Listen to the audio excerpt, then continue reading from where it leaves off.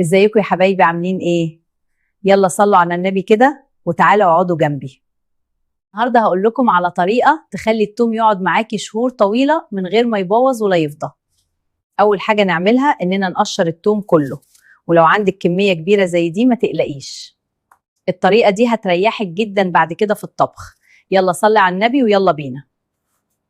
بصي بقى، وانا بخرط التوم كده كل شويه اخد اللي اتخرط واحطه في البرطمان على طول، يعني ما نستناش لما يخلص كله، كل ما نخرط شويه نحطهم في البرطمان.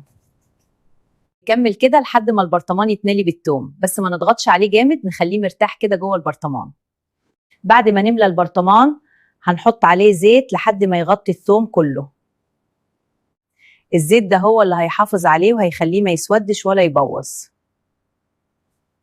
وبعد كده نقفل البرطمان بإحكام ونحطه في التلاجة.